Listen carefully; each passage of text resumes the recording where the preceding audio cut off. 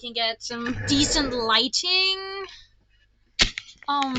Just ignore the background, like over there.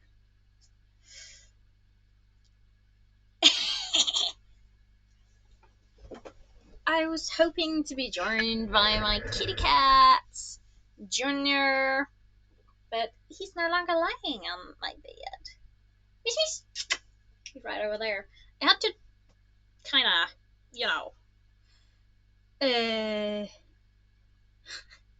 I had to bribe him into coming into my room with treats. I can find some right now. These kind of treats. And here he comes. Yes, come. Yes. Hey, kitty.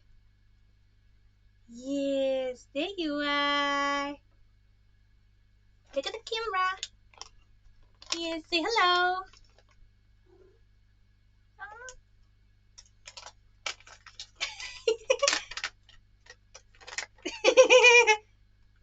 Oh, there we go. Come. Up. Yes. Come. Yes. Yes. Good kitty. Yes, you're so good. Yes. Oh. I need my... Oh, I can do this.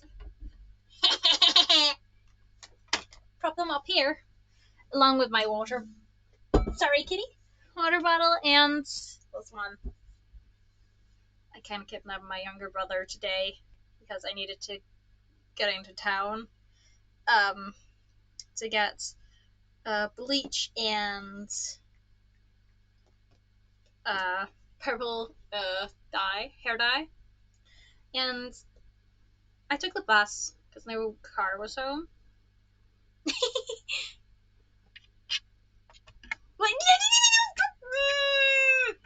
No! No! Not on my computer, please. So I kind of kidnapped him in there, and I bought some soft drinks or soda.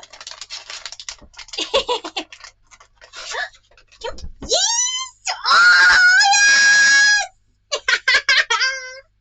Here you go. Oh! It's right there. Good kitty. Aww.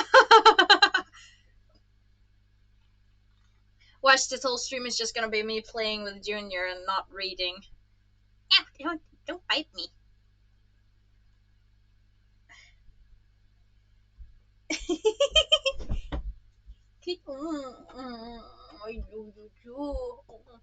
Oh, you just love me because I have treats for you, eh? Yes, you just love me because I have treats for you.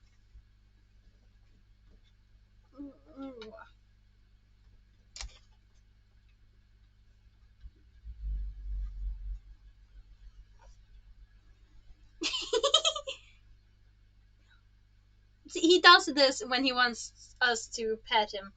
He like reaches out and he's like, "Hey, come on, pet me." Oh, he's so cute. Oh, yes. Oh.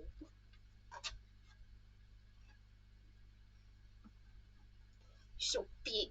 Yes. You're so big. Yes, you are. Big, strong boy.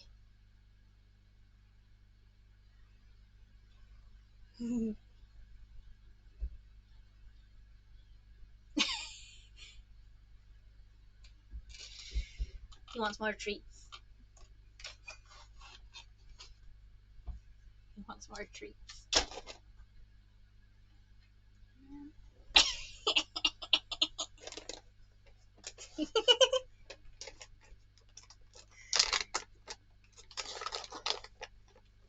Gonna get one more.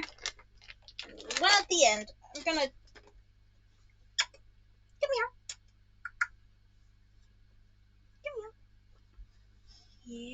Good kitty. Up. Yes. Yes, you're good. Yes. Oh. Oh, yes. Oh. It's been a long, long time since you last had treats like these, huh? It's been a few years since you last had treats like those. Yes.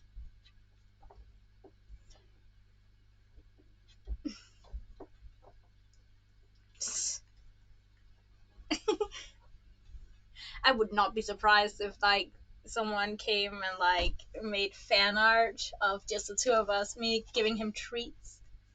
Yes. Yes. Oh, oh yes, you're so big, yes.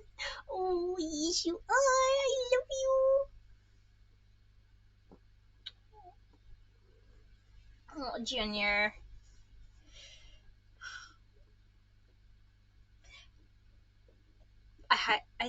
I hit the treats under here. He wants more. Up, up.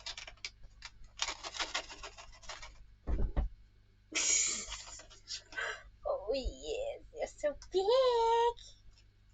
Yes, you're so big and strong. I'm not gonna give you them all because you're just gonna get fat.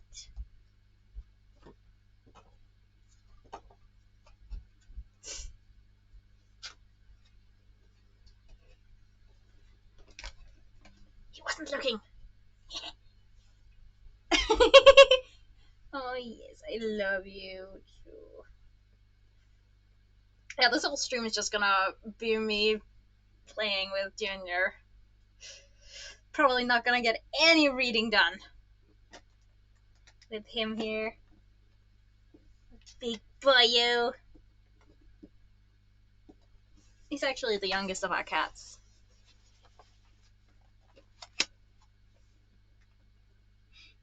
He's still trying to get the treats.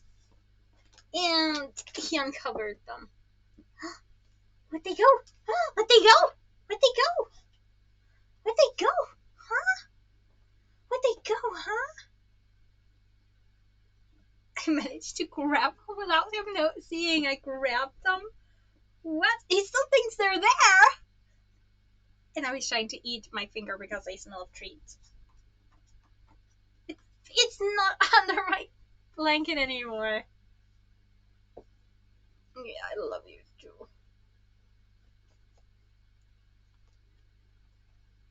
I love you because you have treats. I love you too, kid. Kitty cat.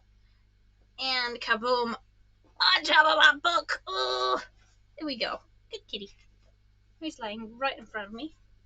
So we can get started reading, huh? Will you allow me to read? Wanna allow me to read?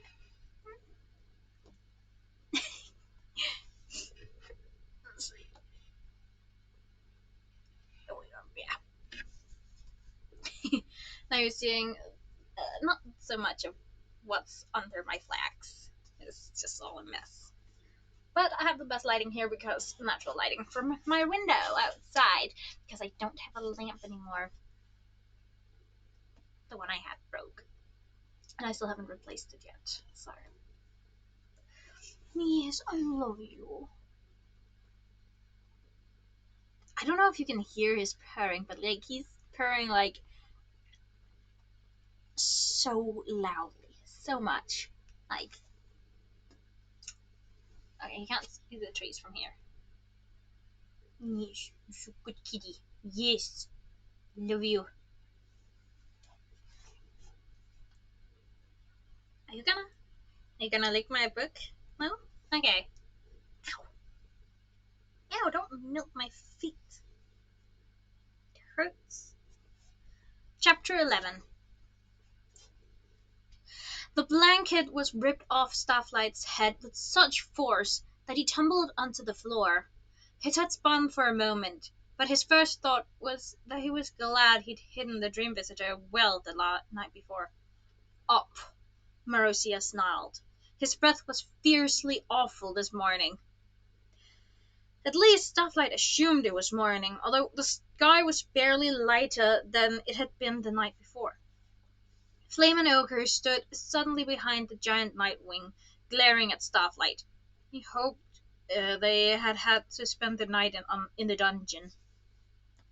Fate Speaker came bounding over to join them, followed more slowly by Viper and Squid. All around the dormitory, Nightwing dragonettes were poking their heads out of their blankets, watching. Fierce Teeth looked openly envious. Smoke rose from her snout, and her tail twitched angrily. Marozia didn't even look at the other Nightwing dragonettes.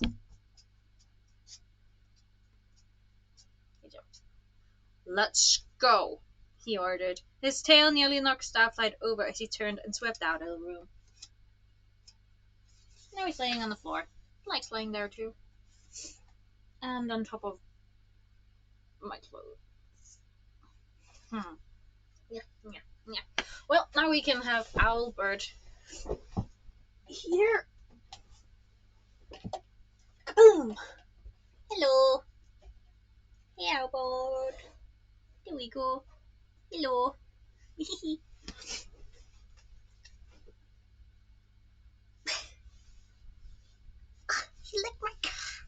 like my blanket. Oh, where are we going? Fate Speaker asked cheerfully. She seemed to have recovered from the news that either she or Starflight was slated for death. "To see if it's worth spending any more time on you," said Marozia. "Certain dragons think we should lock you all up until we sort out our rainwing problem. But I think you need as much training as possible, starting as soon as possible. So, today we'll have another test." "A test?" Starflight echoed, flapping his wings. "On what? We haven't had time to study. Shouldn't we review our material first?" Marozia looked over his shoulder at Starflight. "Sometimes it's very hard not to bite you," he growled. Well, that's hardly fair, Starflight thought, but he decided not to say anything else. Usually he was pretty good at tests. Maybe this was finally his chance to earn a place in the prophecy, especially if it's about history. I read all the history scrolls several times each. He noticed that Flame was still glaring at him with resentful orange eyes. Carefully, Starflight maneuvered so that Fate Speaker was walking between him and the hostile Skywing Dragonette. "No, Sister Lychee." "And what?" The six of them trailed after Marozia all the way to a roof of the fortress that faced the small island forest. Marozia spread his wings and narrowed his eyes at the sky, which was a dark grey and flickered with faraway lightning. In the distance, the clouds seemed to be pouring down into the ocean. A storm out at sea, Starflight thought. He shuddered, remembering the storm that had nearly flooded the cave in the Kingdom of the Sea. Clay had been chained to the wall, and Gloria and Sonia had been so determined not to leave him. If Tsunami hadn't come for them, they probably would have decided to drown along with Clay. Starflight wasn't sure he'd have been able to do that. He'd been so scared to say anything, watching the water slowly rising toward them. "Stay close to me," Marozia growled. He jabbed Starflight in the neck with one claw. "Don't try anything." And then he lifted into the sky without any more explanation or instructions. It took Starflight a moment to figure out that they were leaving the island. Back to the mainland? He leaped into the air, his heart jumping hopefully at the same time. "Wait!" Squid called in a complaining whine, flapping after Marozia. "We haven't even had breakfast! You're not going to make me fly on an empty stomach, are you? Because I will die! I will literally die!" "You won't, actually. Not for a while," Starflight informed him. "Most dragons can naturally survive for up to a month without eating, if necessary, according to a natural history of unnatural dragon abilities." Listen to the scroll worm, Flame said nastily. "Isn't he clever?" "I will never, never, never go a whole month without eating," Ochre said passionately. You started saying like Viper. Okay. Is one of the unnatural abilities being really annoying? Viper asked. Because there should be a whole chapter on you and Fate Speaker. You don't even know me. Starflight pointed out. I was just trying to help. I thought it was interesting, Fate Speaker said, and probably useful if the Nightwings keep feeding us the horrible stuff they've been bringing so far.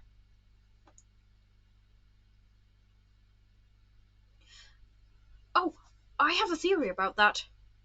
As they flew over the forest and out across the ocean, Starflight told her about how the Nightwings hunted and his idea about the bacteria in their mouths and how he and Fate Speaker probably didn't have it since they'd grown up eating live and recently killed prey and hadn't developed the bacteria like the Nightwing dragonets on the island would have. Wow, said Fate Speaker, genuinely looking fascinated. Is this the test? Viper asked. Listen to you for as long as we can without dying of boredom. Nobody's talking to you, Viper, Fate Speaker said. Go be grumpy at Squid and leave Starflight alone. Starflight glanced down at the waves rushing below him. The island was disappearing behind them, visible only as a red glow in the sky. Ahead of them was nothing but sea as far as the distant horizon. He had no idea how Marozia was navigating. There were no landmarks, and the sky was still hidden behind the clouds. I should pay attention so I can fly this way if I ever get a chance to escape. Actually, what he should do was try to escape once they reached the mainland. Just lie away, hide, try to get to the rainforest. He would not in a million years imagine doing any of that by himself. Maybe with Tsunami and Clay and Glory and Sunny. But alone? It sounded much safer to stay with the Nightwings and hope someone came to his rescue. Rain began to fall, or rather, they reached the edge of the storm, and Starflight realized the Marozia planned to fly right through it. My wings are getting wet, Squid griped. Boo-hoo, you poor sea-wing, Flame snapped. Starflight wasn't about to say anything aloud, but the rain made his wings heavier and it was much harder to fly. He didn't have the strongest flying muscles anyway. Being raised in a cave meant not much opportunity to practice. He clenched his jaw and flew on. If this was a test, he refused to fail. He would fly until his wings gave out and he would not let anyone see how much it hurt. Think of Sunny. Think about being the dragon you want her to think you are. The sea kept getting closer, which he knew meant he was drooping. The rain pelted down harder and harder, battering his scales and making it almost impossible to see Oka flying just ahead of him. Marozia was a dark blur in the clouds. Starflight hoped they didn't lose him. He hoped Marozia wasn't trying to lose them, because it wouldn't be hard in this weather. A bolt of lightning sizzled through the sky, followed instantly by the loudest thunderclap Starflight had ever heard. Sorry, I need to yawn. He's just lying there.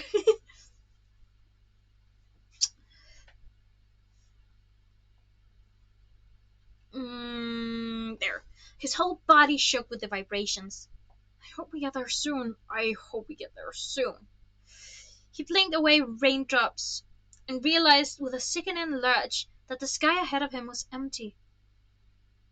Where are the other dragons? For a horrible moment, he was completely lost. Then Fate Speaker appeared at his side and nudged his wing. Down here! She shouted over the wind. What looked like a small smudge on the ocean turned out to be a tiny rocky island. Marozia and the others were perched there already. Starflight landed awkwardly next to Squid, who had his wings over his head and was muttering angrily. Halfway there! Fate Speaker grinned at him. Only halfway? Starflight's resolution wavered, and he stared down at his claws. He was too exhausted even to ask all the questions brimming inside him.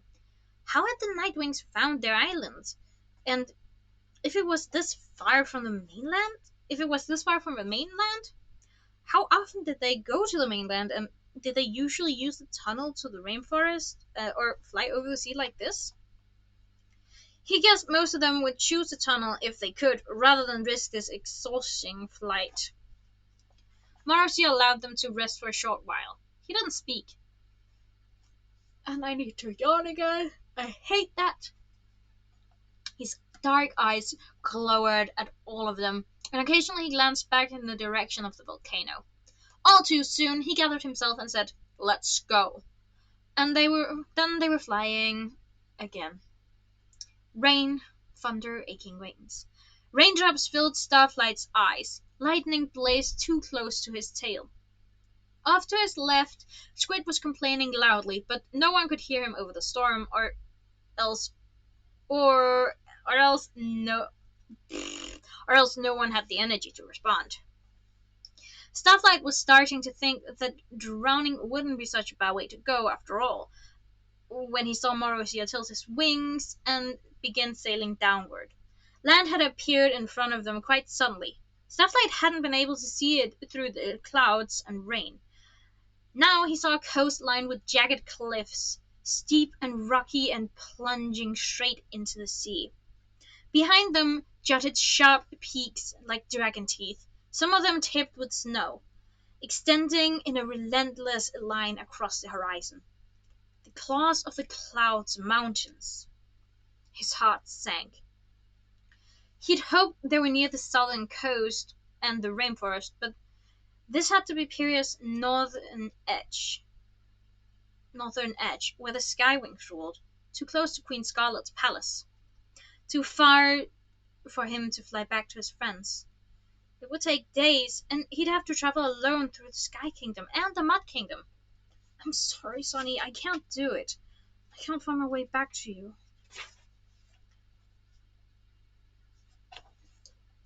His wings felt like glaciers, slow and heavy and dragging him down as he followed Marozia and the others to the cliff top in the driving rain.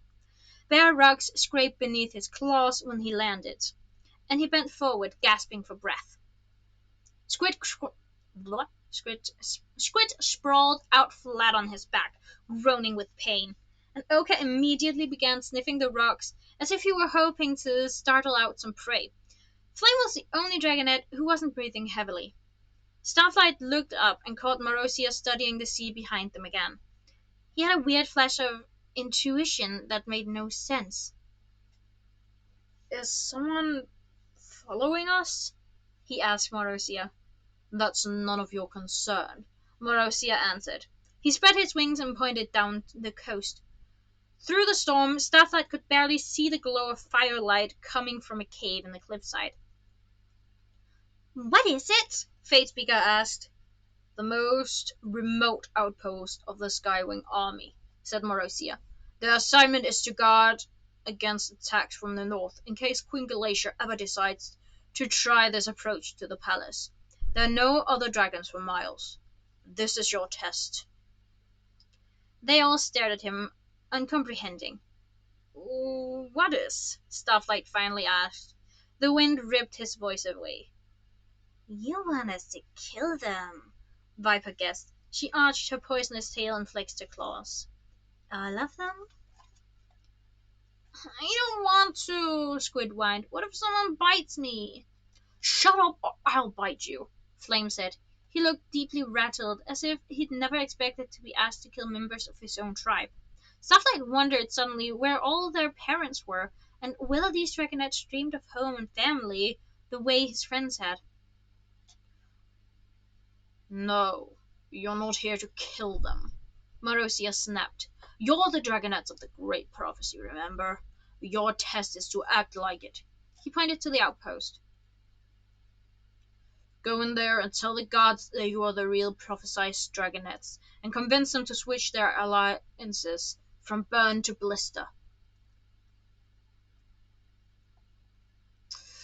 In the shocked silence that followed, a hurricane-force wind came howling up and tried to throw them all off the cliff. Starflight dug in his talons and made himself as small as he could. He's still laying there. "Just convince them?"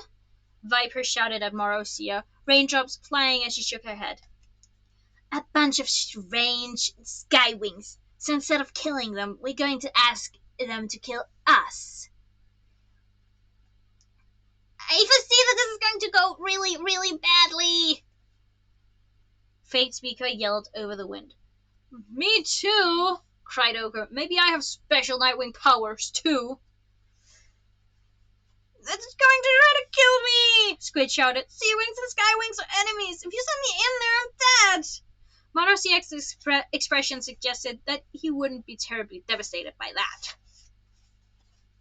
If you can't survive this, he rumbled, then you're useless for the prophecy anyway. He pointed at Fate Speaker. You stay here. We'll see how well that one does this time. He flicked a claw at Starflight. Starflight wanted to melt into the rocks. He wanted to leap off the cliff into the sea. He wondered how far he would get if he bolted for the mountains right now. Would the journey to the rainforest be any worse than walking into a Skywing godhouse and announce himself as one of the dragonets Queen Scarlet had lost not so long ago? Won't they just take us prisoner? He asked Marozia, and take us back to the Sky Palace? Not if you're convincing enough, Marozia said, baring his teeth.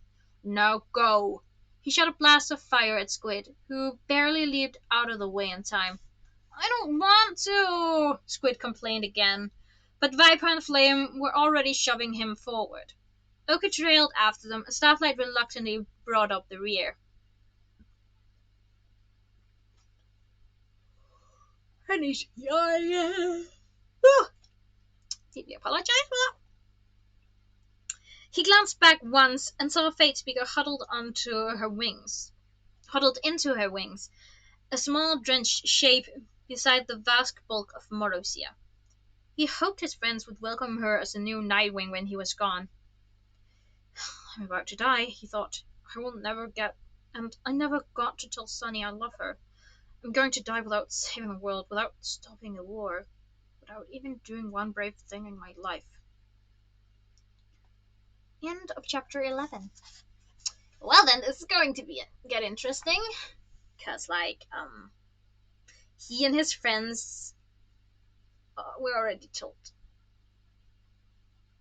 Were already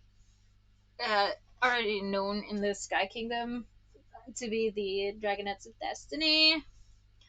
But I don't know how many of the soldiers know what they look like.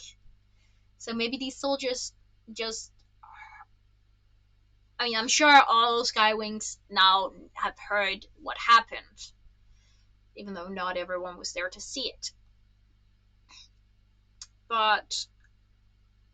So, I wonder if these Skywings were there in the first book, not first chapter, but in the first book, and witnessed it and know what they look like.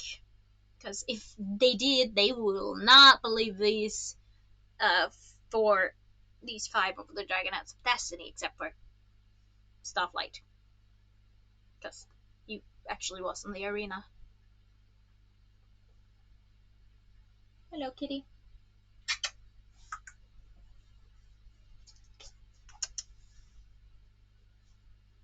Come here. Come here. No? Going. What are you gonna do there?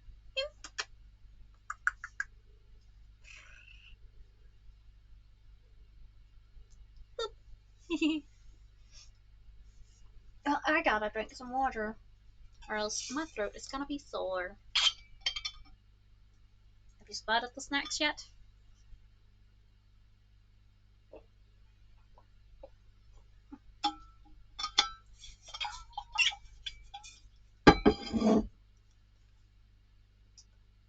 You coming? Yawn. Yeah, me too. You coming up? Come, come. Mish, mish, mish, mish. No? Oh, why not? I mean, the trees are right here, so I can just do this. Here we go.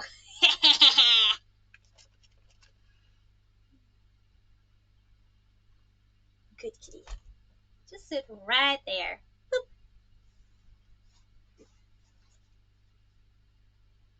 Aw.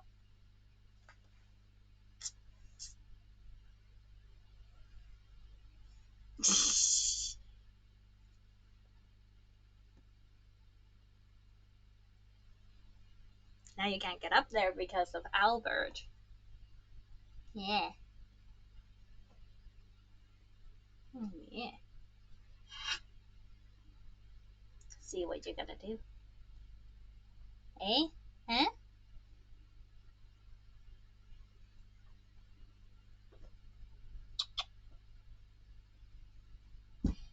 And down he goes. Shall we give him a treat? Huh? Shall we? Yeah. One treat between each chapter, eh? I think that's okay.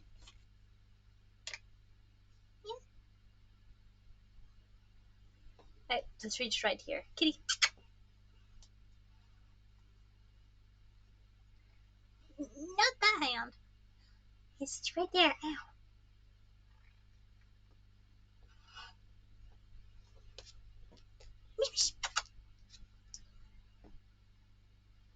It's right. Are you blind? Are you so... Not my thumb. Just a treat, okay?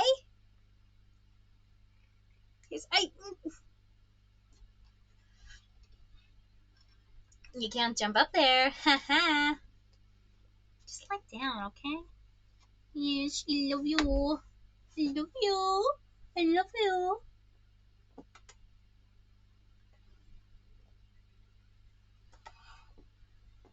Ebony is going to go feral if I send these kind of cat treats in my birthday box to Bones for Ebony.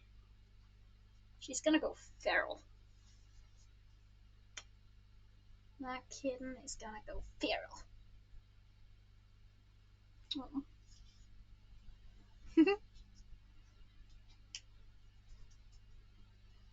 Yes. Chapter 12. Are you just gonna sit there and look at me now?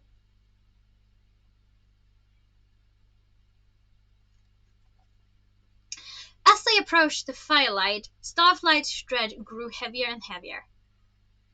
Loud dragon voices spilled from the cave, along with a column of smoke that rose from a hole in the stone wall. What if someone is on watch? Starlight whispered when they were a few lengths away. They all froze. Starlight searched the darkness around them with his eyes. Sorry. Trying to move as little as possible. Lightning flashed, and Starlight's heart seized up. Perched on a cliff above them was a dragon with enormous wings, staring out at the sea. There, he whispered.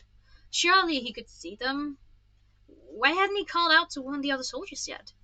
Starlight squinted at the shape, at the rise and fall of its shoulders and the curve of its neck, and he realized that the god was asleep, despite the rain pouring down at him, despite the booming thunder, despite his whole job being to stay awake. We're all right, he whispered to the others.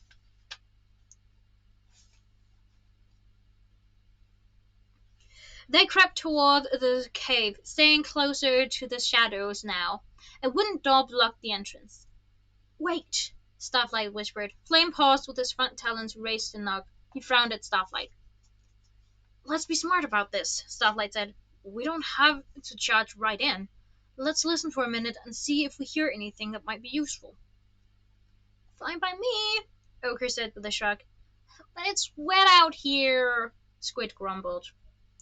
Flame and Viper exchanged glances, and then, to Starlight's surprise, they both nodded. Perhaps fear made them more agreeable. The two of them put their ears up to the wooden door, so he crept along the wall and crouched below the smoke hole. He tried to arrange his wings in a way that would shield him at least a little bit from the rain.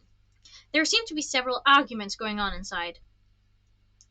Starlight could only catch snatches of one that seemed to be closest to the fire.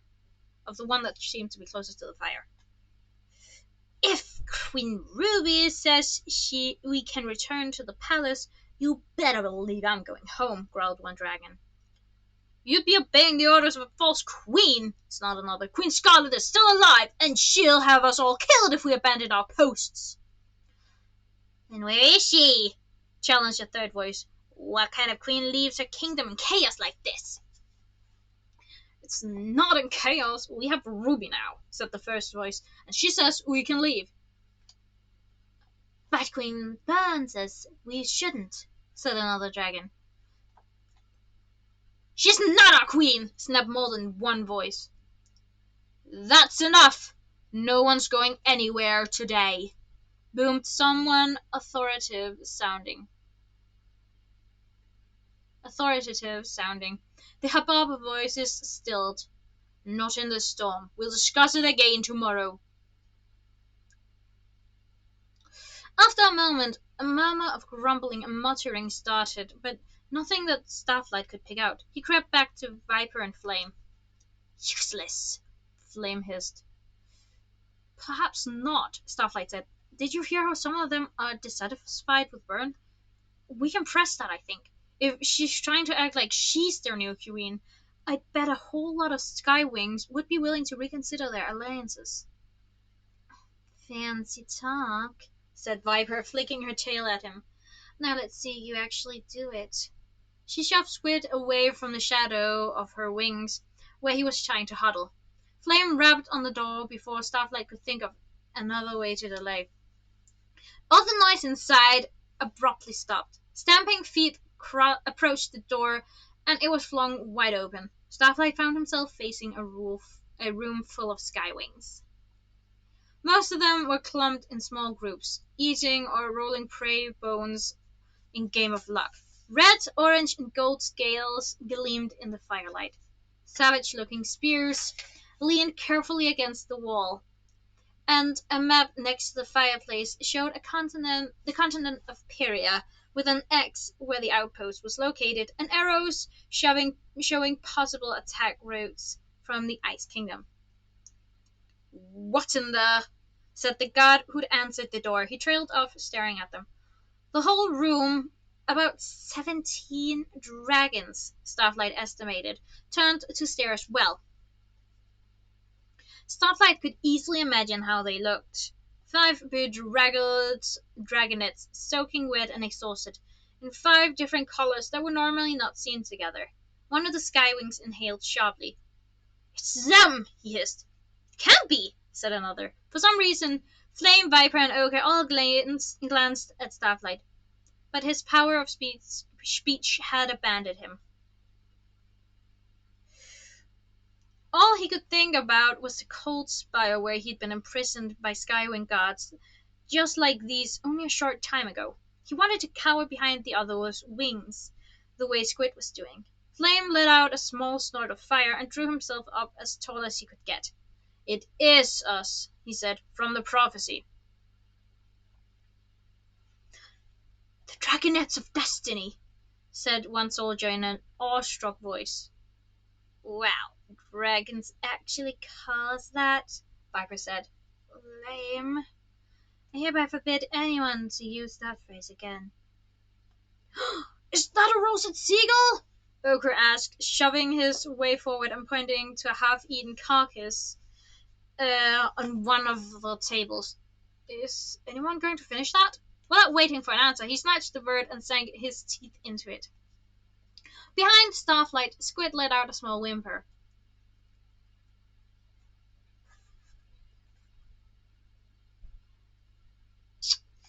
Oh dear, this is going to go great, because these dragonettes don't have any clue that the actual dragonettes were actually kept captive in the Sky Kingdom and escaped and kind of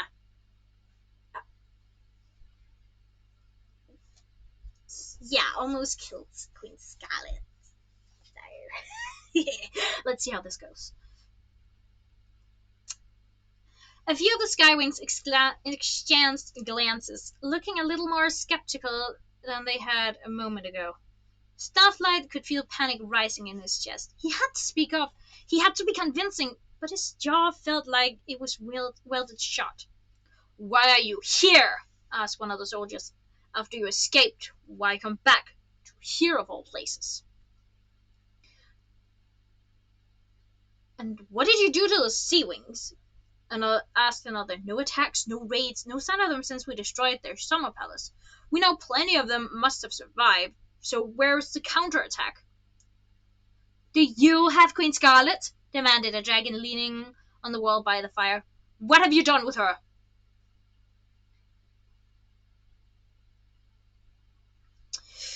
Flame waved his front talon as if none of these questions were important. "We're here to tell you you're not. We're here to tell you you're supporting the wrong Sandwing." He tilted his head arrogantly. "Burn isn't going to be queen. Like the prophecy says, she's going to die. We've chosen Blister." The uproar was immediate. Several dragons sprang to their feet, knocking over tables and scattering bones and ashes everywhere. "How dare you!" somebody shouted. "We're not taking orders from some puny dragonettes." "We'll never let the Sea Wings win." One of the guards shoved Flame in the chest. "Traitor!" The red dragonet stumbled back, stepping on Starflight's claws. "Blister killed my brother!" roared another soldier. "She will never be queen. Her fate is to die beneath my chalice." "We're the dragonets. We're the dragons from the Destiny," Viper yelled over the din. "You have to listen to us." "No, you're not," said the same authoritative voice Starflight had heard from outside. An orange dragon with a long scarred neck stepped forward, peering intently at the dragonets. Starflight had a feeling he'd seen this skywing before, probably in the Queen's palace. "Oh dear." The other skywings quieted as the soldier reached around Starflight, seized Squid's ear, and dragged him into the middle of the room. Squid yelped with pain, flung his wings over his head, and sat down, gibbering.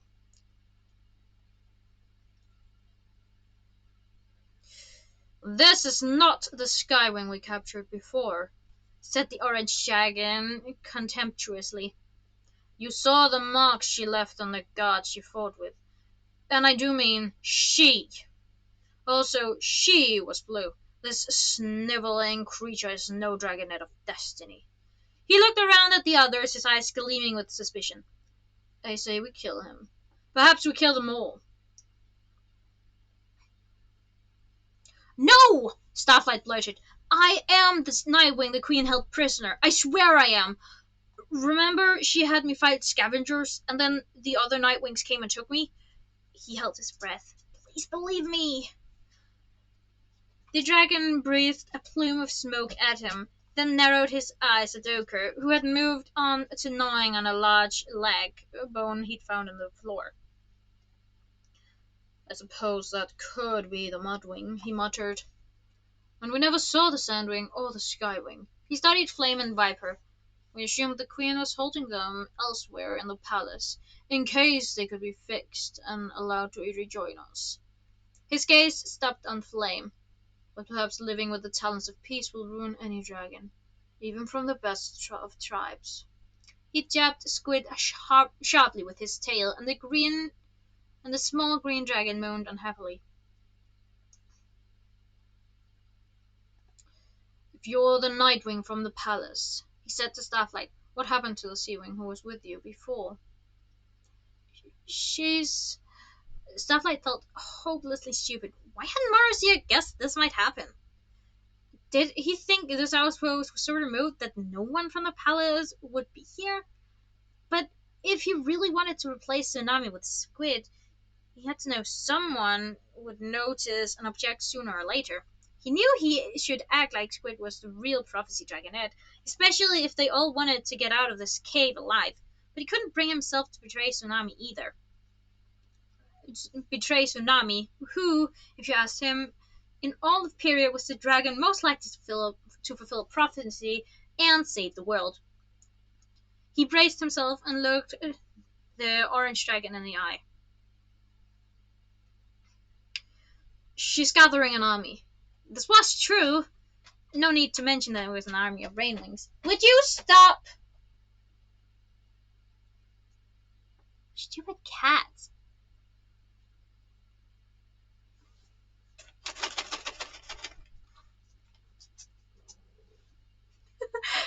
He's right here now.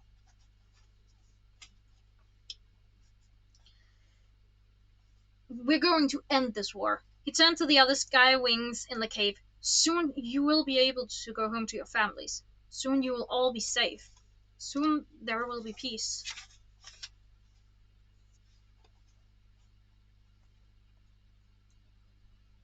He caught the look of longing on some of their faces. Even the fierce, bad-tempered Skywing tribe wanted a chance to live peacefully. He was sure of it.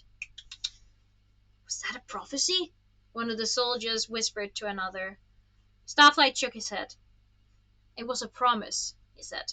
Viper let out a muffled, impatient snort. Starflight knew even his real friends got fed up with the way he sounded like an epic scroll sometimes. But he couldn't help it.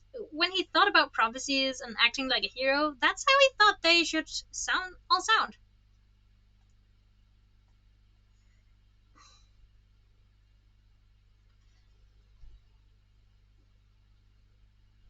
Hey, kitty. But what about Ballister? Asked the orange dragon. Have you really chosen her? Is she the next Sandwing Queen? Several of the skywings hissed, rattling their wings. Flame and Viper and Squid and even Ochre were watching Starflight now. He could guess that they were willing him to say the right thing here, to convince everyone that Blister was the choice of destiny, that she was going to win, and nobody could do anything about it. But he remembered Blister's menacing stillness and the glint of evil in her eyes. He remembered the way she manipulated the Sea-Wing Queen, and he remembered that she'd killed Crystal and tried to kill Webs. Although there wasn't any good reason why. Oh. He glanced at the alternate dragonets.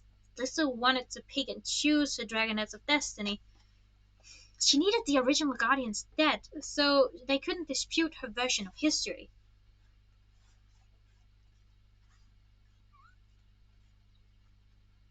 His mind was racing. She knew about Gloria when we met her. She even said she had Nightwing friends. She's conspiring with them, which meant she was almost certainly part of the plan to assassinate Gloria and Tsunami too. He called her Sail. He couldn't make her the next queen of the Sandwings. If his voice had any power, he couldn't let her use it. No, he said, winching as his voice cracked. He sounded like a 1-year-old dragonet pretending to be a queen. We haven't chosen anyone yet. So choose Burn, said one of the soldiers. Several others nodded. Burn is cruel, Starflight said. You know she is. She lives for war. Even if she wins, she won't stop killing and fighting. She'll probably turn on all of you and try to take your kingdom next.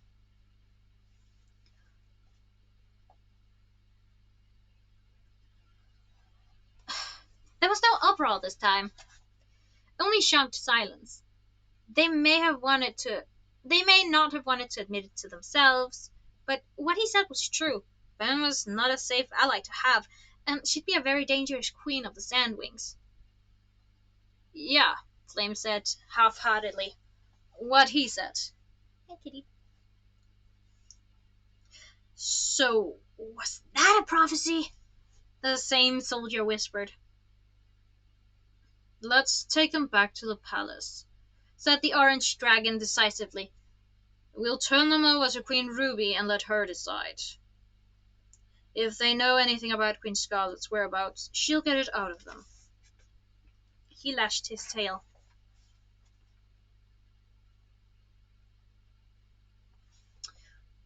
Oh, Starflight thought, backing toward the door, back to the Skywing Palace. That would be even worse than staying with the Nightwings. Queen Scarlet had tried to make him fight to the death in her arena.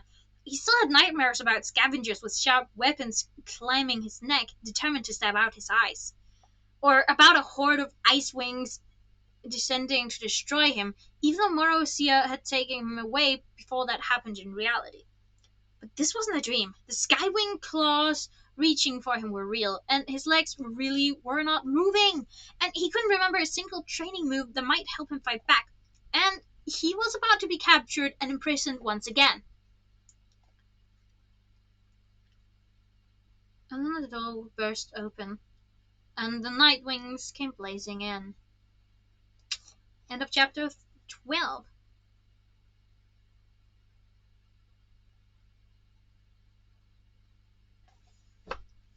Oh dear, I don't want to be a virgin. It's just lying right there.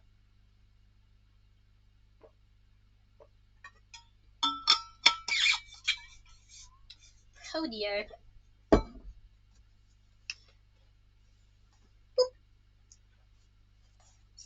Oh dear, I don't wanna be a burden. Could you please be a little more concerned with an overactive mind of a believer, the toxic thoughts of an overachiever?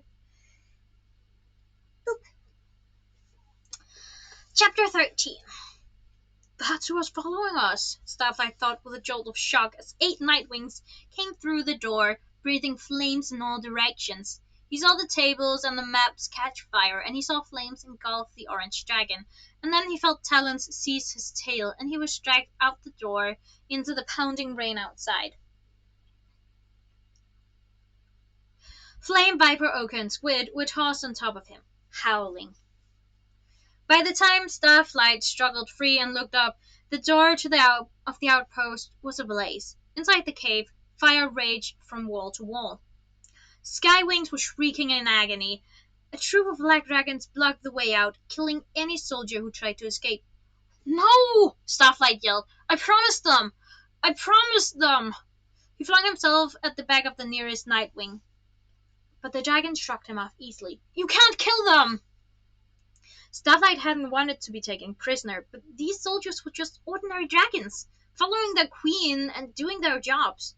They wanted peace as much as he did, but they didn't deserve to die like this.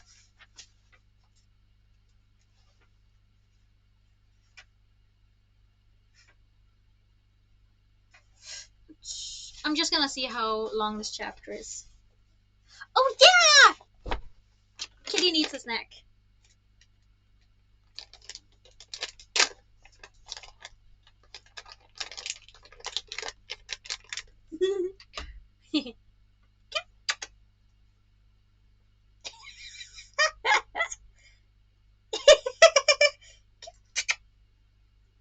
Yes, good kitty. Yes. I promised you a snack at the end of each chapter. Yes.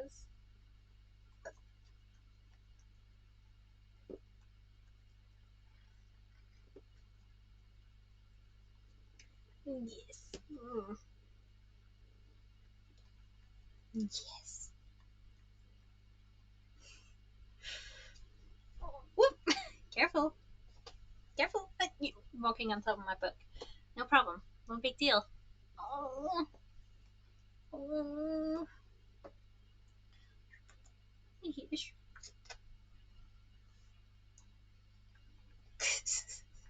Can I get my book now? Please? He goes up there anyway, even though Albert is there. Careful with Albert! Just gonna do this then. And okay. Oh yes. I love you too. Just gonna see how long this chapter is.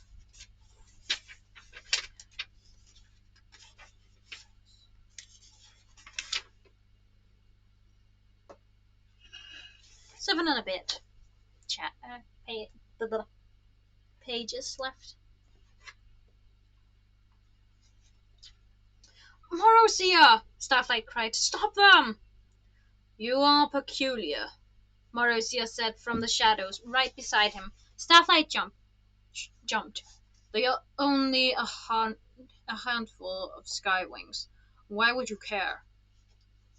Can't you spare them? Starflight said desperately. Please let them live.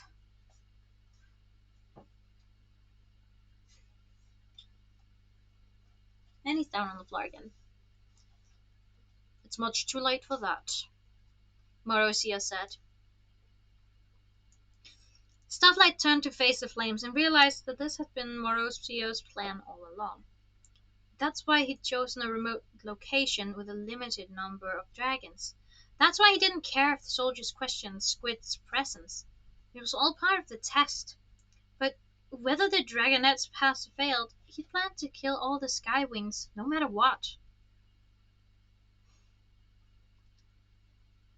To erase any evidence that we're here, by murdering any witnesses who might wreck our story. He stared hopelessly into the fire, certain that he'd be hearing dragons screaming in his dreams for the rest of his life. They nearly killed us! Squid shouted at Morosia. Just like I said they would! I quit! I won't be in the prophecy anymore! I don't want to be in the prophecy anymore! There's no treasure and it's boring and stupid and I'm hungry and I hate your island and I want to go home!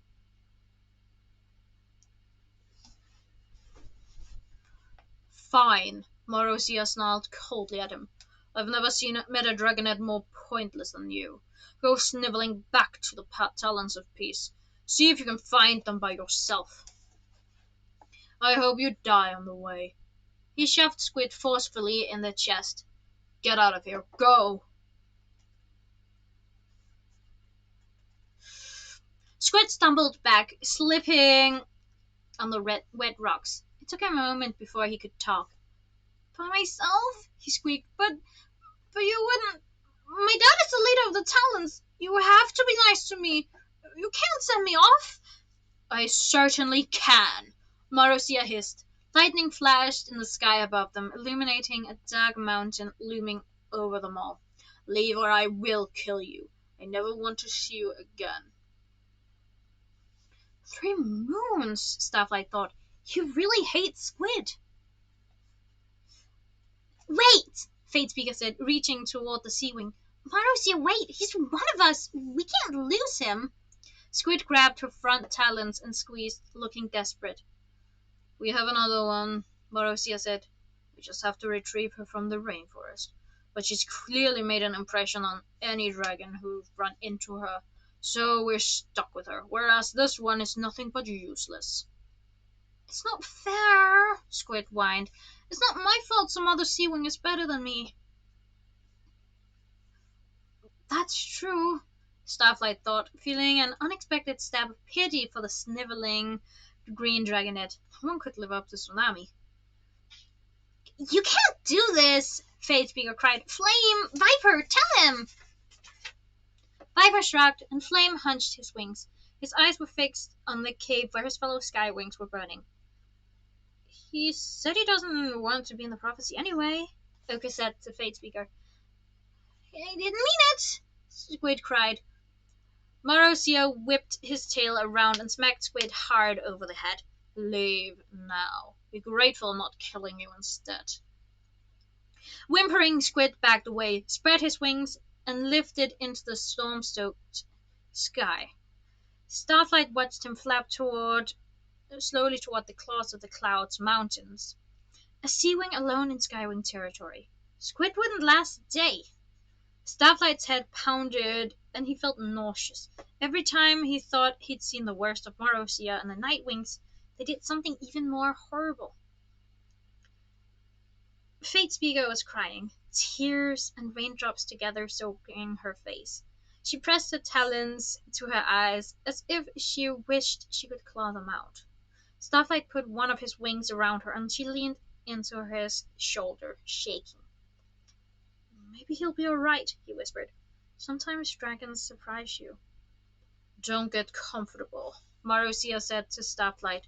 You're running out of chances to show me you can obey orders. Starlight wound his tail around Fatespeaker's, thinking, Why should I have to? Who decided you get to order me around?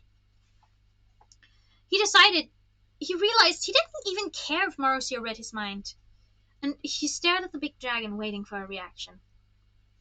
Marozia looked away first. Back to the island, he ordered.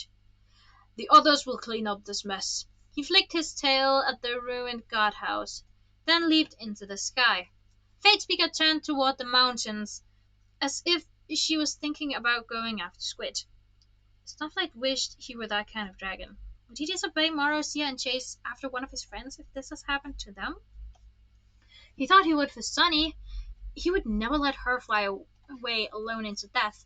He thought perhaps he could be brave for her if he ever needed to be. Not brave enough to escape right now, though, he realized. But maybe they're coming to rescue me. Maybe I should wait for them anyway. Or maybe I'm looking for excuses to do nothing. Come on, before anything worse happens. That was not Marozia. Sorry. Come on, before anything worse happens, he said gently to Fatespeaker. She wiped her eyes and followed him into the rain-soaked sky. The flight back to the island was even more exhausting than the flight out, and the storm was relentless the entire way. Starflight's whole body felt numb by the time they touched down in the Nightwing fortress. None of the dragonets spoke as they trudged back to the dormitory behind Marozia. Training at dawn tomorrow, Marozia said, stopping at the doorway. The room was empty. The other Nightwing dragonets were nowhere to be seen. He eyed Starflight and Fatespeaker, then turned to go. So, nothing to eat? Oko ventured in a woe-begone voice. It had now been days since Starflight's last meal. Tiring, energy-sucking days. But he didn't think he had the strength to eat anything tonight anyway. He just wanted to close his eyes and try to forget the sad, dripping shape of squids flapping away into the mountains. No, Marozia rumbled, and then he was gone. Ochre sighed pitifully. Viper hissed and marched to the sleeping hollow she'd chosen, burying herself immediately in the thick canvas blanket. Flame lashed his tail for a moment, studying the room. Not much better than last night's dungeon, he muttered. He and Ochre found spots beside Viper at the far end of the room, and soon the Mudwing was snoring, but the Skywing Dragonet sat and stared into the coals, unmoving. Starflight was half asleep already, but the minute he curled onto his bed, Fatespeaker hopped up beside him. Oof, Starflight objected sleepily. I know what we have to do, she whispered. We have to talk to the Queen. We? Starflight asked. You and me. Without Marozia. Maybe she has no idea how awful he is. I bet he's lying about her ordering him to kill one of us. I bet he came up with that himself. Starflight coiled his tail, feeling uneasy. He wondered how involved Queen Battlewinner was in decisions about the dragonets of the prophecy. Had she ordered their trip to the mainland and the death of those Skywings? I bet, Fatespeaker said fiercely, that she won't be too happy with Marozia for sending Squid away. Maybe she trusts him, Starflight pointed out.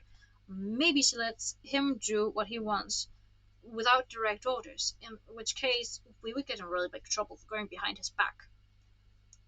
Or maybe she has no idea what he's up to, Fatespeaker pointed out. And maybe if we talk to her, she'll let us both live. Free the Rainwings, stop the experiments, and let the prophecy happen however it's supposed to without Marozia ruining everyone's lives. Starflight tilted his head at her. That's a lot of hope piled onto a very slim possibility. It's worth a try, she insisted. He thought for a moment. His brain felt sluggish and confused. He needed real meal, and he needed sleep, and he really needed his friends. Maybe we can ask for a private audience tomorrow, he suggested. No, Fatespeaker said. Marozia won't allow it. We have to go find her ourselves. She doesn't want to be found, Starflight pointed out. Maybe she keeps herself hidden for a reason. He Kitty hadn't come up with any good theories about that yet. Right, maybe we need to know what that reason is, Fate Speaker said. She had a point. More knowledge would make them more powerful. If they found out something they could use. All right, he said with a sigh. We'll go look for her. Fate Speaker shook out her wings and smiled at him. Tonight, she said. Tonight? Starflight covered his head with his aching wings. Don't make me leave this bed before dawn, please. This is important, Starflight. Sleep now and I'll wake you later. Deal? He sighed again. Deal. He felt her hop off his bed. He felt her hop off the bed, listening to her footsteps patter away. His tired brain began spinning in hypothetical circles. What is the Queen's secret? Why doesn't she let herself be seen? He thought of Queen Glacier and how she kept her Sandwing ally Blaze cosily confined in a fortress built just for her, under instructions never to leave or do anything risky. What if Queen Battlewinner is being controlled by someone like Blaze's? What if staying hidden isn't her own choice? If something was wrong, if he could help Battlewinner, maybe she could help him in return. Stop thinking and sleep, he told himself. He could see the thin trail of smoke from where Flame sat, hunched and brooding just like he was. But despite the exhaustion that seemed to weigh down every bone in his body, sleep was a long time coming for both of them. End of chapter 13. Well, that wasn't a very long chapter. You just gonna lay there and stare at me?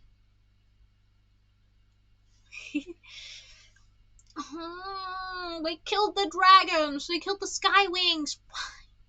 Oh. They weren't actually hostile.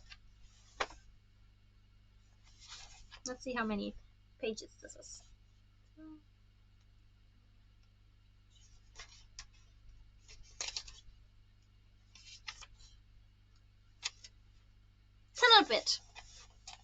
Ten and a bit pages. And you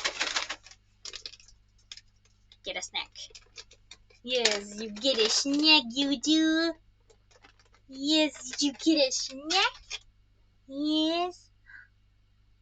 It's not in that hand, but you can lick it to get all the residue.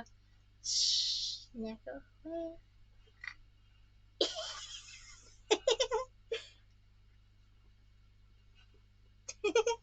He's like grabbing my hand. It's right here. I have it right here. Kitty. Ow! Don't eat my fingers. It's eating my fingers. Aww.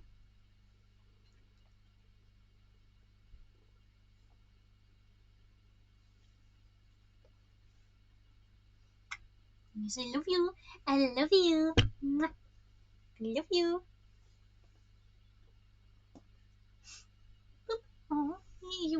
Oh, you're getting so much love today. Yeah, you're getting so much love today, huh? Hmm. 2 more chapters to go, by the way.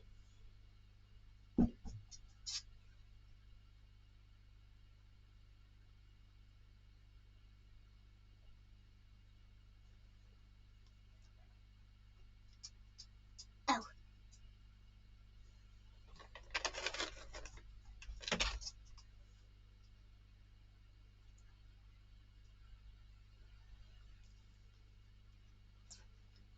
You're staying in here until the stream is finished, Kitty. And then you can go outside and eat dinner. Eat food.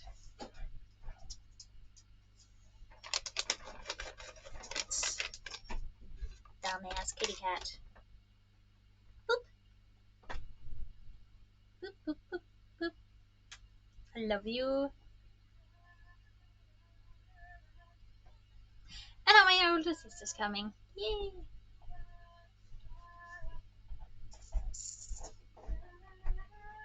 No!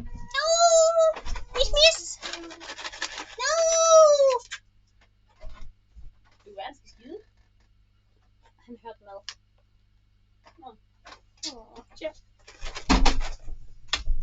den, du har købt det der, eller? Ja. Er det Carol, what's her name? The Spider-Gwen. Sorry. What the hell do I know? Det er Into the Spider-Verse. Den har jeg ikke set. Har du ikke? Det kunne være Captain Marvel. Altså, hun står derhen.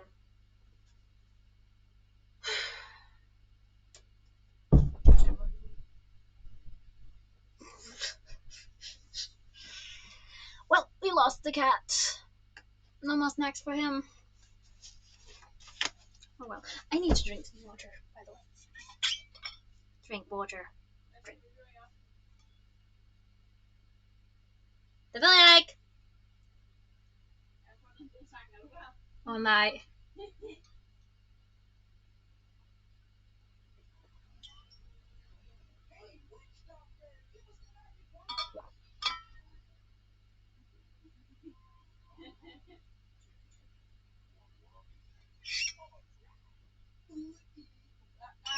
No!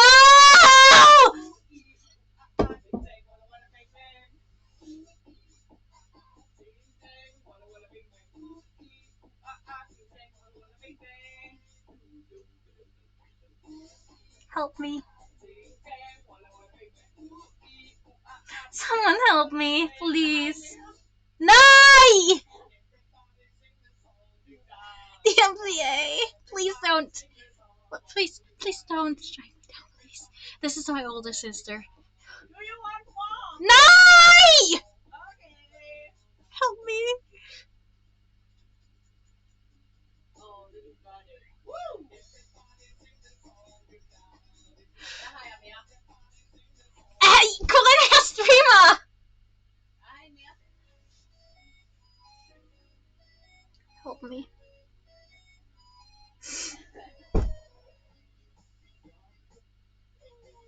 No! Stop! The MCAs! Don't!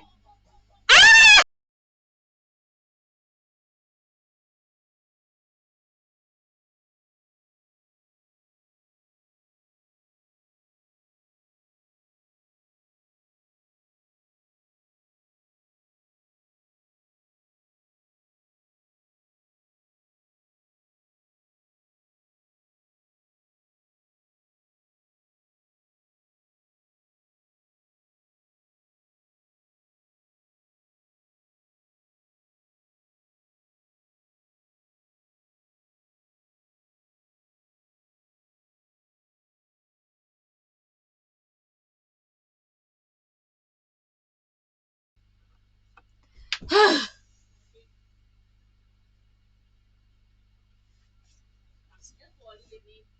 Tack.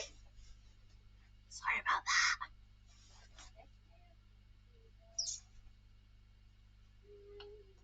that.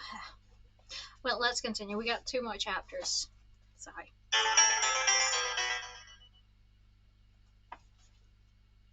You missed the 1, 2, 3, 4. 1, 2. Sorry, I messed that up completely. But thank you for the follow. And I apologize for my older sister in there. Yeah. No, you nej. Nej! Nej! Jag vill inte ha någon DMCA strikes. DMCA! Jag vill inte ha någon DMCA strikes. Basically copyright.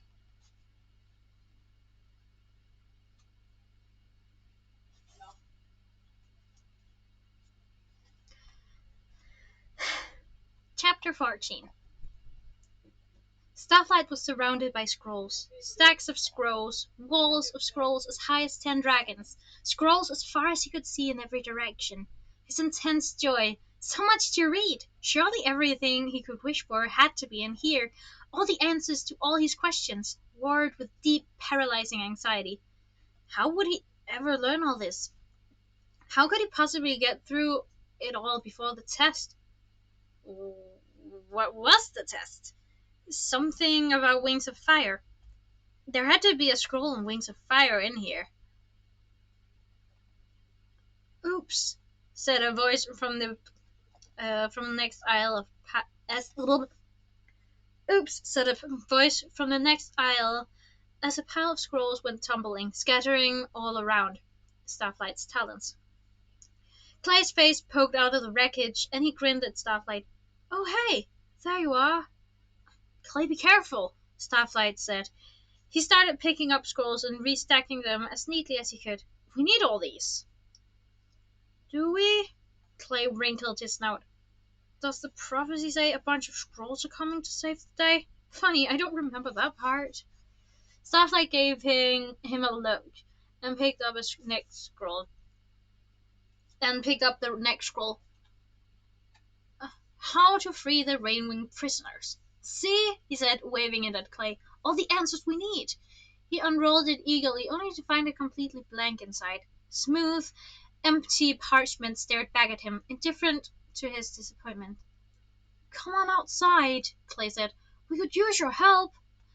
I can't. I have to read all of these first. Starflight started to spread his wings, knocking over another stack of scrolls, and turned in an agitated circle.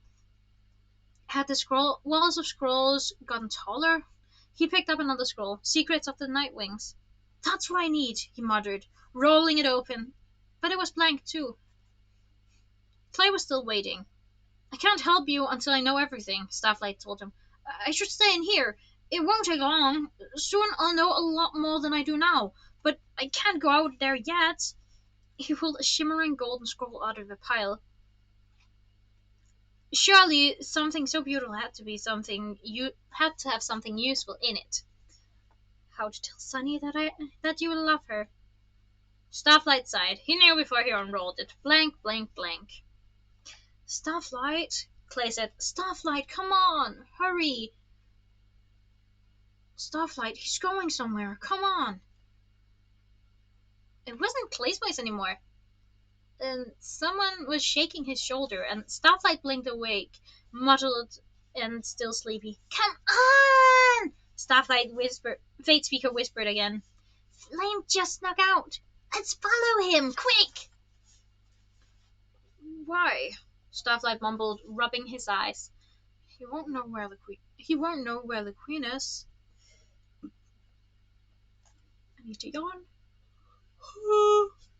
Yes. But Fate Speaker was already hurrying to the doorway. He stretched, knowing he definitely had not gotten enough sleep, and followed her. Flame's red tail was just disappearing around a corner at the far end of the hallway. Fate Speaker and Starflight scurried quietly after him. She didn't speak, and so he kept silent as well. His dream had left him feeling disturbed, like he'd forgotten something really important. Someone he had to warn. Soon Flame found a long staircase that wound down and down and down through the fortress, each level darker than the last, despite the coals glowering in the walls. He stopped a few times, listening, and Fate Speaker and Starflight stopped too, ducking their heads and letting their shadows envelop their black scales. Finally, they reached the bottom of the staircase, and Flame chose one of the tunnels, which seemed to lead directly into the rock of the volcano. Heat pulsed beneath their claws. Starflight paused to touch the walls, worried that he was feeling rumbles of movement from deep within the earth. And then they came to the first cage. It was empty, but Starflight could guess that what the bars and the shackles were for. This was the Nightwing dungeon, where Flame and Ochre had been imprisoned overnight. Most of the cages were empty, but in the fourth one was a skeletal, drab grey Rainwing, fast asleep. Fate Speaker and Starflight paused outside a cage, looking in. Starflight wondered why this Rainwing was kept separate from the others in the caves outside. What are you doing here? Flame's accusing face approached from the shadows, making Starflight jump. Following you, Fate Speaker said briskly. What in the 3 moons are you up to? None of your business, Flame snapped. Go away! What if a god catches you down here? Starflight pointed out. you'll be in much more trouble in the sky as a skywing alone, prowling the fortress, than if you're with two Nightwings.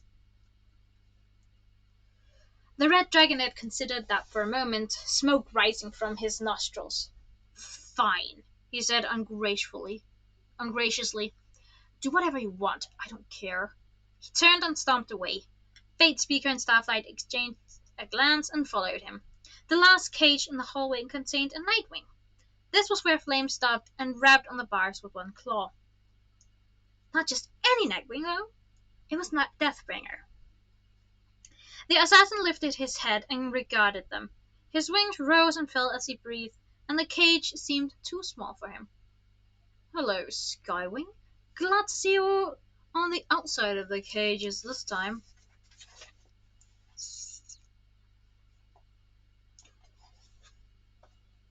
What does it take to become an assassin? Flame blurted. I want to know the best way to kill another dragon fast. Deathbringer stood up and took a step toward the bars. You mean the best way to kill another dragon and not care, he said. Flame hissed and lashed his tail. You have to be doing it for a really good reason, said Deathbringer. And you have to believe in that reason completely. You also should avoid talking to your targets, in case you find out that they're beautiful, sarcastic, and fascinating. For instance. Is that what happened to you? Flame asked with a snort. That's why you're in here? He's talking about glory. The silver scales under Deathbringer's wings glinted faintly in the torchlight as he shrugged. Perhaps. But it's not a terrible thing to question your orders, if you ask me.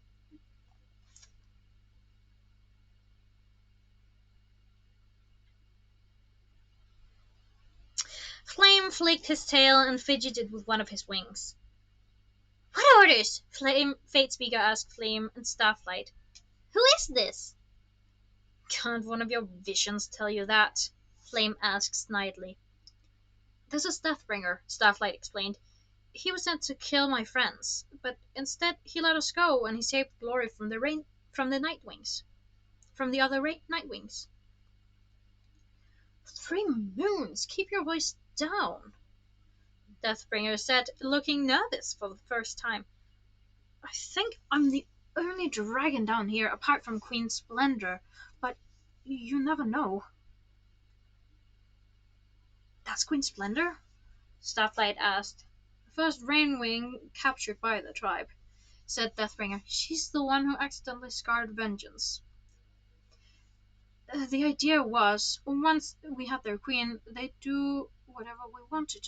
Little did we know that not only do they have multiple queens, apparently they can go for months without noticing one is missing either.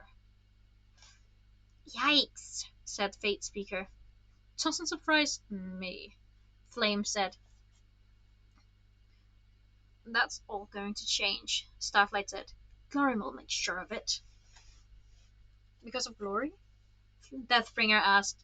Starflight jumped. Had the other dragon read his mind? They stared at each other for a moment. Yes, Starflight said finally.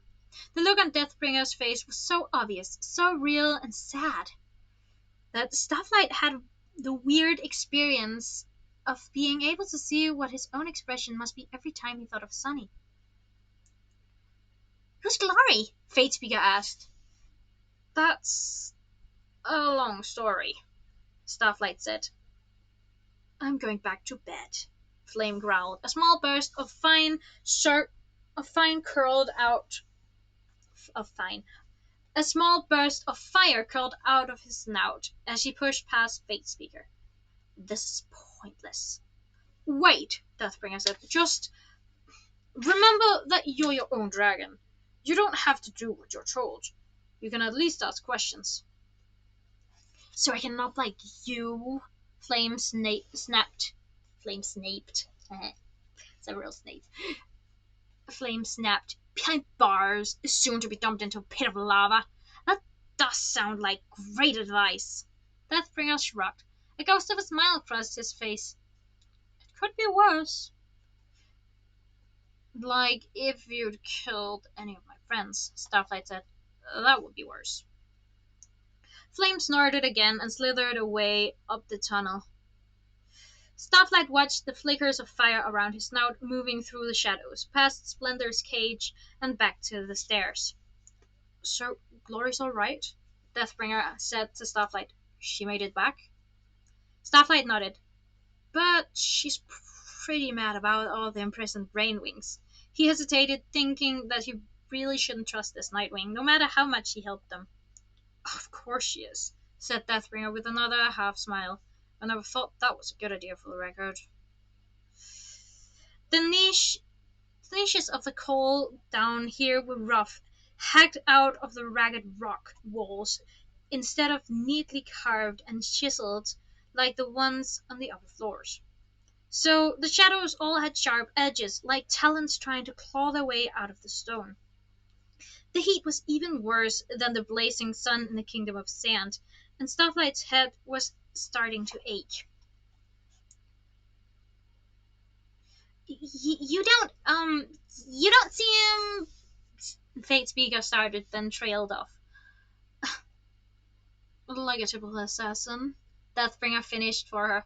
Well, a lot of energy went into training me, but then I was sent to the continent, and I guess when you're on your own for a while, you start thinking your own thoughts instead of anyone else's. I'm afraid that makes me quite a disappointment to the Queen. Fate Speaker grabbed the bars. You met the Queen? He tilted his head at her. No, not face to face, of course. She watches us through screens and speaks through her daughter, Greatness. It's been like that for as long as I've been alive, anyway. Starflight's scales prickled. What if the Queen had screens like that all over the fortress? What if she was always watching her tribe without any of them realizing she was there? He looked around uneasily, thinking that the dungeon's shadows could easily hide a few holes in the walls. We need to talk to her, Fatespeaker said. How can we find her? I've spent all night searching the whole moon's begotten fortress, and I can't figure out where she might be. You have? Starflight said, surprised. While you were sleeping, she said. I told you I'm wide awake at night. I wanted to get started. I'm the same way, Deathbringer said to her. Listen, it's not safe to seek out the Queen. She wouldn't like that. We don't have to invade her magical privacy or whatever, Faithful said. Does she have a throne room? Somewhere we could talk through the wall and probably find her? Deathbringer hesitated. This isn't a good idea. I don't think she'll help you. I think she will, Fatespeaker said. She pressed her front talons on her forehead dramatically. I saw it. In addition. Deathbringer gave her an extremely odd look. Really? My visions are never wrong, Fatespeaker said breezily. Although I wish you'd warn me about more usual things sometimes. She glanced down at her claws, and Starflight guessed she was thinking of squid. Well, Deathbringer said slowly, if you really want to try the throne room, it's on the far side of the fortress from here, 2 doors past the library if you're coming from the council chamber. But even if she's behind that screen in the middle of the night, which she won't be, she won't speak to you without Greatness there. She doesn't have to speak, Fatespeaker said passionately. She has to listen. Deathbringer met Starflight's eyes and then shrugged again. Well, good luck. Better hurry, it'll be dawn soon. How can you tell? Starflight asked. There was no windows in the dungeon, nothing to mark the passage of time, nothing but pockmarked black rock surrounded the prisoners. I can sense it, Deathbringer said. Spend a few months sleeping out in the open, and you get to the knack of it, too. And you'll get the knack of it, too. Oh, what were you doing on your own on the continent for so long? Starflight asked. I had a list, Deathbringer said, and regular meetings to receive new orders. Did you ever notice that whenever one side appeared to be winning the war, one of their top generals would all mysteriously die? Not that I'm taking credit for anything, of course. I did notice that, Starlight said, at least from what I could figure out from the newest history scrolls. But if that was you, well, it seemed to happen to all three sides. So I thought it had to be a coincidence. Deathbringer spread his wings. We only chose a side recently. He paused. I was not consulted in that choice. I don't like Blister either, Starlight realized. Starlight, we have to go! Fate Speaker said, tugging on his tail. I want to find the queen tonight, before Morosia can do anything else awful. Come on! Starlight stepped back reluctantly.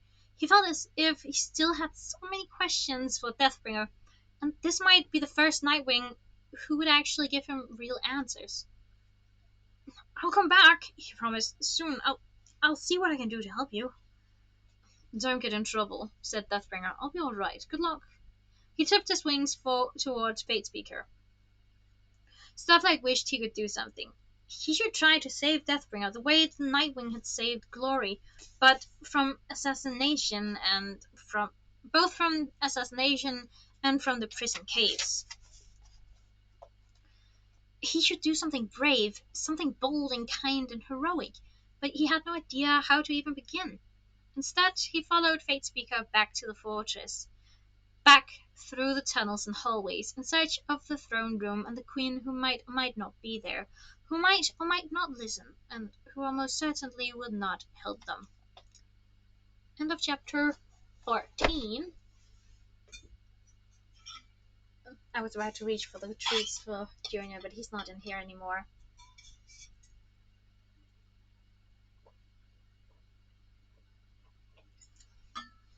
Well,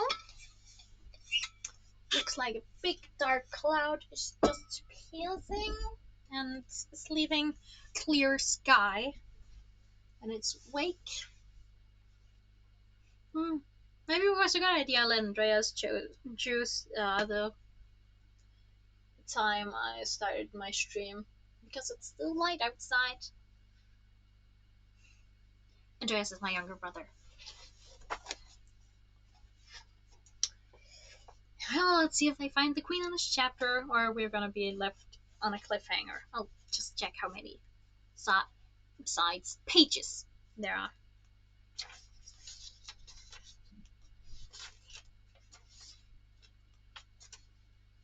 10.5. We're gonna be left on a cliffhanger. I accidentally just read the last line of the chapter, and we're so gonna be left on a cliffhanger. I'm sorry. It's not intentional, I promise. Chapter 15. 2 doors past the library, Fatespeaker muttered. Something about a council chamber. She paused at an intersection, looking down both tunnels and pressing her claws together. I think I remember where the council chamber is, Starlight said. He'd been trying to create a map of the fortress in his head every time they left the dormitory. That way, if I'm right, he pointed. Then we go this way, she said. I think we'll pass the library this way. Library, Starlight echoed, finally hearing what Deathbringer said. There's a library! Fatespeaker, have you seen it? How many scrolls do they have? Like 1,000,000, she said. 1,000,000. Starlight felt momentarily faint, thinking of 1,000,000 scrolls he'd never read. This would you just like his dream. That wasn't a real guess, Fatespeaker said, stopping to give him an amused grin. I just meant lots, really. I didn't try to count them. Lots is exciting too, Starlight said. He felt a little silly getting so excited over scrolls, but there had never been enough of them under the mountain. He'd read the same ones over and over and over again. Something new, something with more answers, more of the information he needed. That would be everything. Here it is, Fatespeaker said, pausing at a tall open archway. Starlight peered inside, his heart pounding. The room was cavernous, even bigger than the council chamber. Instead of coals lying open in wall niches, Here the light came from fire that was carefully trapped in metal globes and kept away from the scrolls.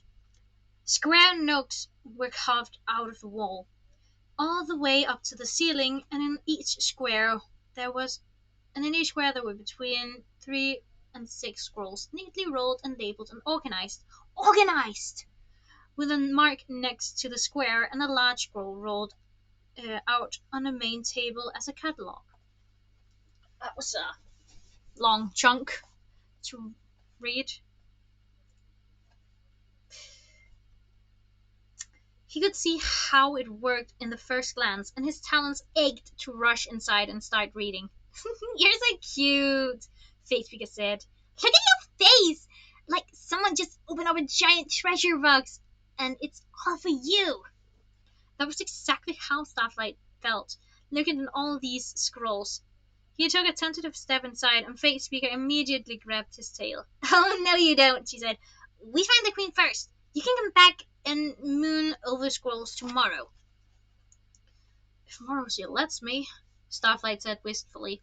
Fatespeaker dragged him away from the library and stopped 2 doors down, in front of a round stone room that was completely empty, with no windows and no furniture and only one niche for glowing coals.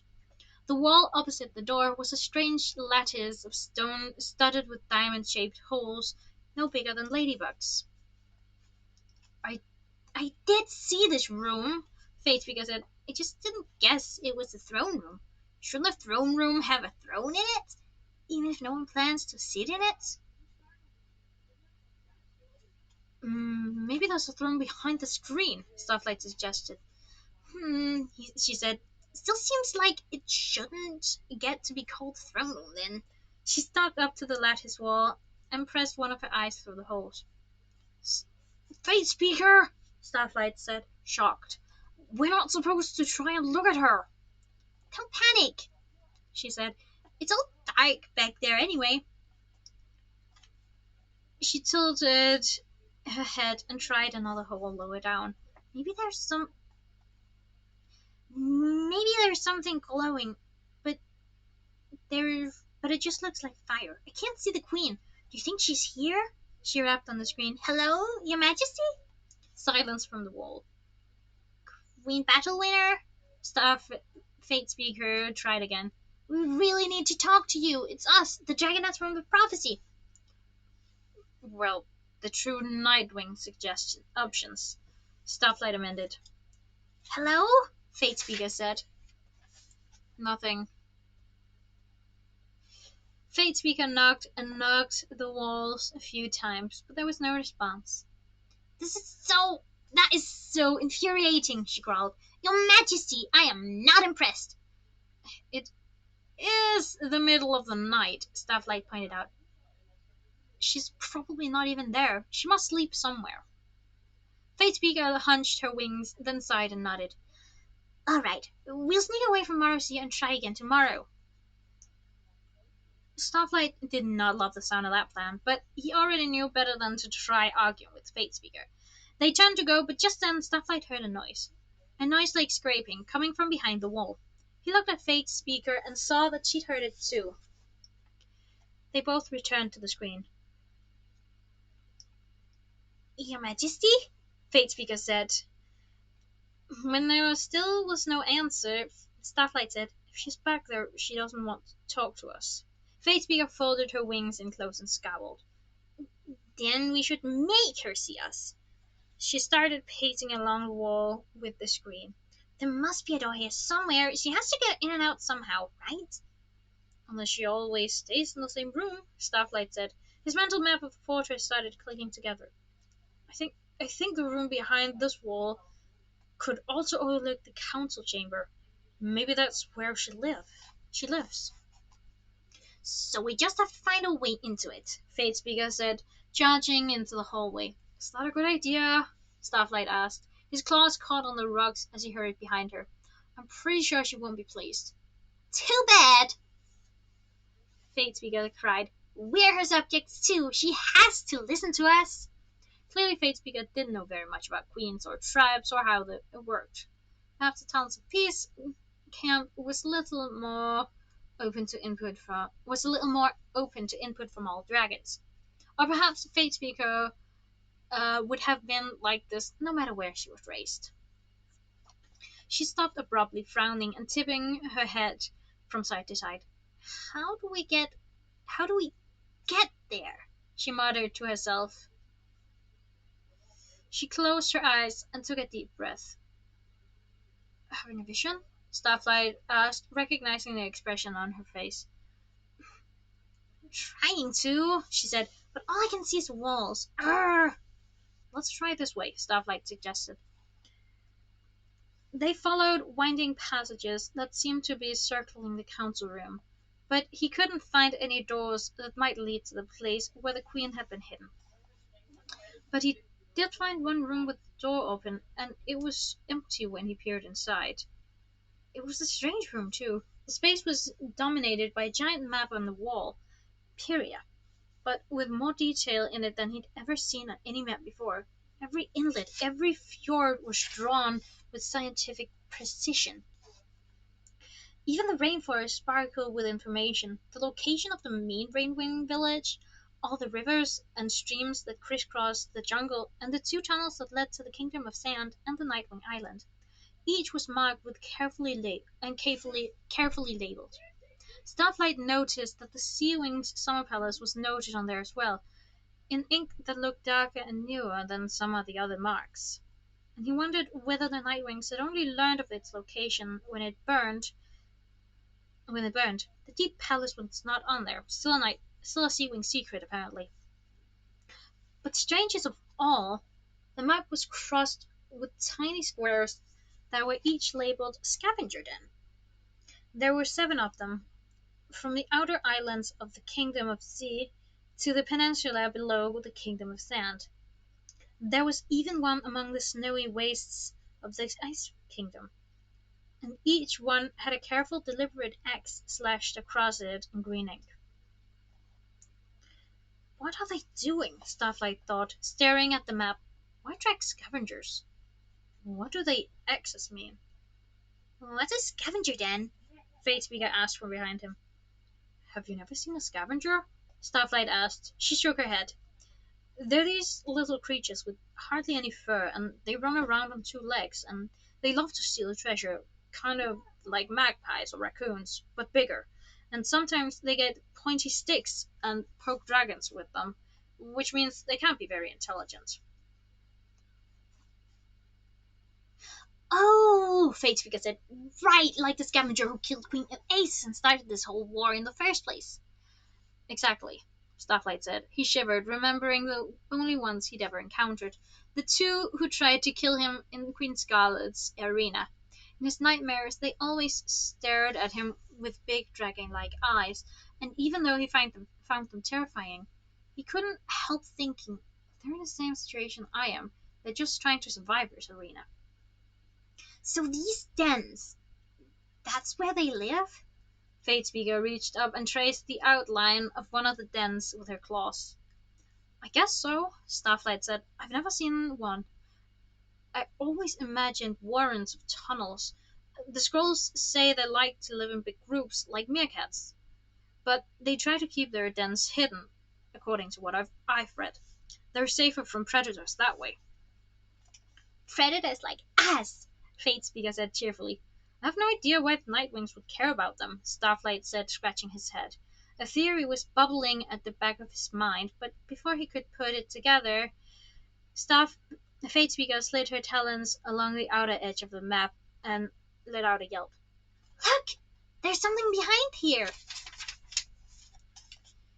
She unpinned one of the corners of the map and lifted it up, and sure enough, there was a small tunnel hidden behind it. Let's go, she whispered, ducking into it with no hesitation. Starflight's heart was trying to clamber up his throat and strangle him.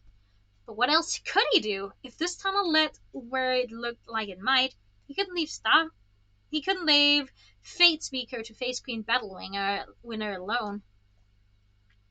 If only Tsunami were here, or Clay, they'd at least be some use in a fight, unlike him.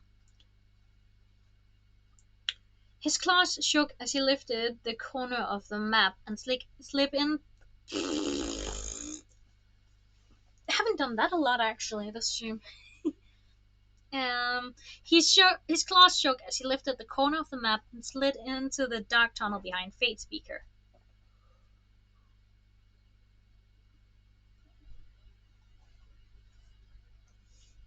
I'm having another vision, Fate Speaker whispered dramatically in his ear, nearly making him leap out of his scales. Of us standing in front of Battle Winner. This is going to work. You scared me half to death, he said, clutching his chest. Sorry, she said, and even in the dark he could sense her grinning. So, he whispered as they started creeping forward. In your visions, where there is a Queen Battle Winner, she's alive, she exists? Of course. Fate Speaker said. What? Nothing, Starflight said. It's just, I've been wondering, since no one ever sees her, and apparently no one ever even hears her, except Greatness. Well, if she were dead, this would be a pretty clever plan, is all. As long as Greatness claims Battle Winner is alive, she can issue orders and do all the things a queen might do, in Battle Winner's name. But no one can challenge her to try to take the throne. That is way sneaky stuff, Fate Speaker said. I would never have thought of that. I could be wrong. His nose bumped suddenly into stone. He stood up on his back talons and poked the low ceiling above their heads, then breathed out a plume of fire. The tunnel ended in a large boulder right in front of them. Fate Speaker hissed. No way! This has to be it! Starflight gingerly felt around to the back. Uh, Starflight gingerly felt around to the back of the boulder and realized there was an empty space under his claws. The tunnels keep going, only smaller, I think, he said. There was a hole in the wall hidden by the boulder, barely big enough for a dragon to fit through. He reached his talons inside and guessed that the hidden tunnel led up in the right direction. Ooh, Fate Speaker said, sniffing at the darkness. I foresee that this is going to be mad scary. You go first. It felt like a volcano was about to explode out of Starflight's chest. Well, if anyone does catch us, they can't kill both of us. They need at least one of us alive. He didn't find that thought very reassuring as he climbed into the dark tunnel and felt sharp black rocks digging into his talons. The only thing that was oddly comforting was the sound of Fate Speaker clambering behind him, close enough to step on his tail a few times. The tunnel sloped up and around in a kind of spiral. When a last twist suddenly left them standing in an open cave, they were both caught by surprise. Starflight froze, and Fate Speaker blundered into him. This is it. On one wall, the circle shape punctured with holes looking out. Gotta try that one again. On one wall, the circle shape punctured with holes looking out over the council chamber. On another wall, the screen that faced the throne room. And then there was a third wall with only a few carefully hidden eye holes for spying on something or someone or somewhere without being noticed. But no queen. There were no dragons here, no sign of life. Where else could she be? Or am I right? Is she dead after all? In the center of the cave was an enormous cauldron full of lava, big enough for two Morosiers. It looked like a jagged black ball that had been yanked and pummeled out of the volcanic stone. Molten lava filled to the brim, bubbling and spitting and gurgling weirdly. A few drops splattered over the side, and Starflight took a cautious step back, remembering a stinging burn on his foot. The room was stiflingly hot, almost painfully so. Starflight slid around the cauldron, hugging the walls to peer through the secret eye holes across from the tunnel entrance. Fate Speaker followed him, uncharacteristically quiet. Starflight didn't recognize the room on the other side of the third wall, but he could see a low table and the leftover bones of prey were strewn around the floor. I bet this is where the council members eat, he said quietly to the Fate speaker.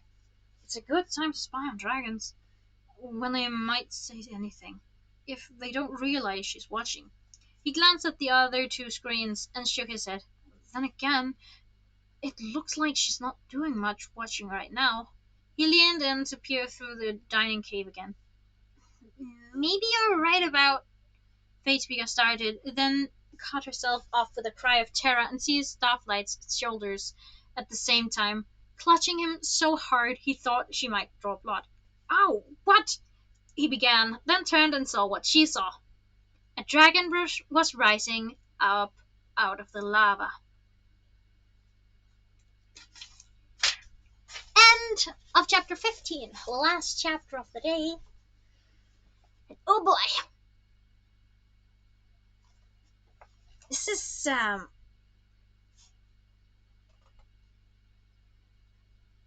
mm,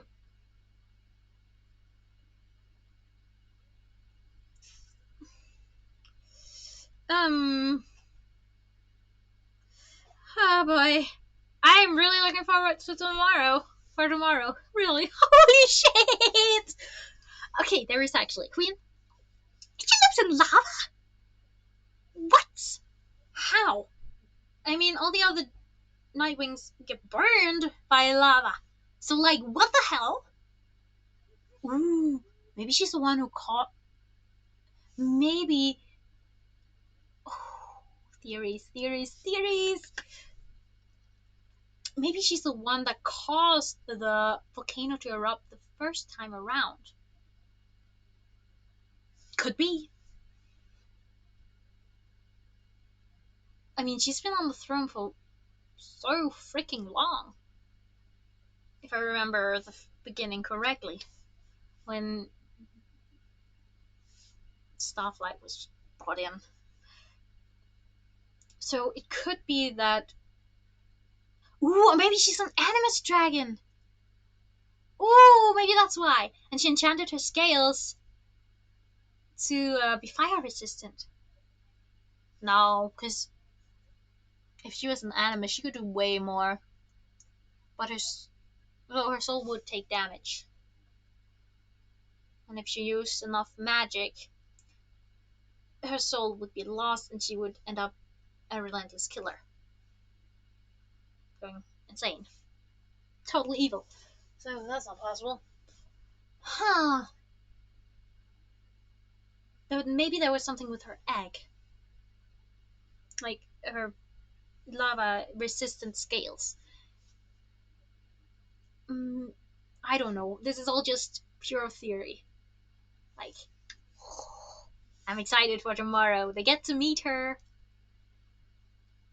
I'm excited. I feel like a kid on Christmas. I'm not going to read ahead, don't worry. But I'm excited. So, tune in tomorrow at the same time and we'll get answers for what happens next. Bye.